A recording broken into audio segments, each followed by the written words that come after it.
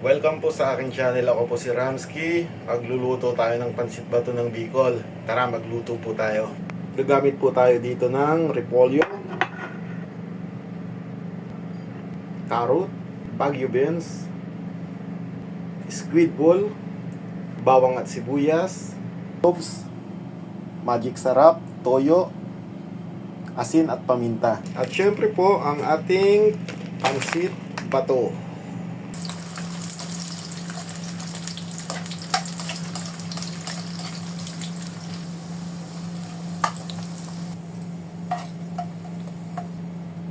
Magigisa na po tayo ng bawang at sibuyas. Unahin po muna natin ang ating sibuyas. Ilagay na po natin ang ating bawang.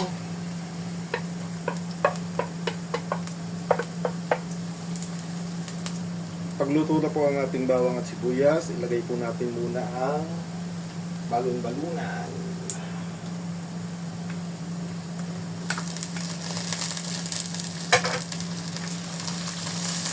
Ilagay na rin po natin ang ating chicken breast.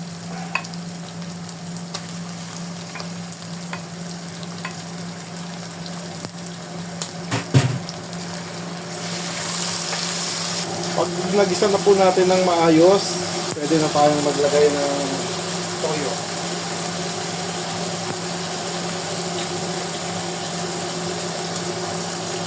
Ilagay din po tayo ng oyster.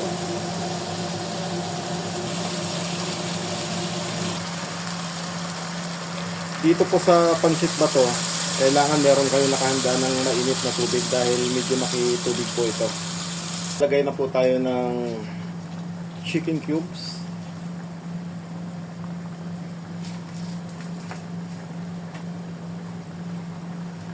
Magic sarap. Gantay po tayo ng mga ilang minuto para mas maluto ang ating manok at balon-balunan. Maglagay po tayo ng toyo. Maglalagay po tayo ng konting asin. Lalagay din po tayo ng asukal. Ilalagay na po natin ang ating baguio beans.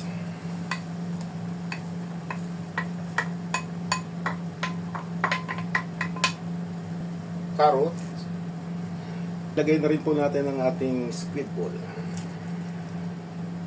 Alagay na po natin ang ating pansit bato.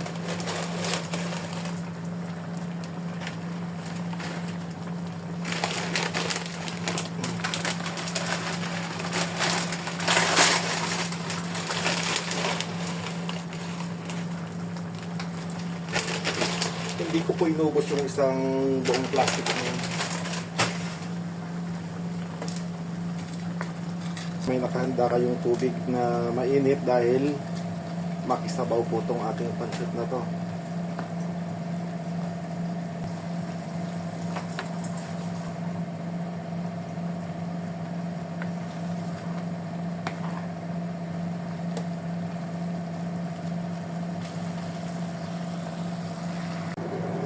Lagay ko na po ang repolyo.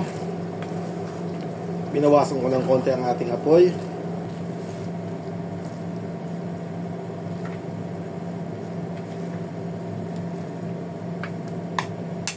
Dagdag na naman po tayo ng tubig.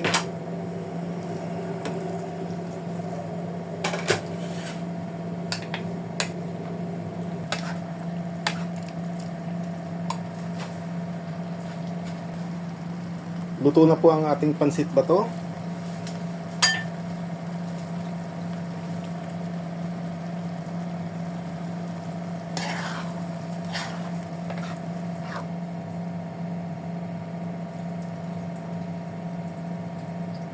Ito na po ang pansit bato ng Bicol. Pwede nang kainin habang mainit pa.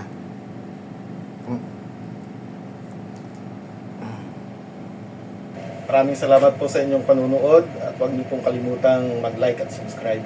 Salamat po.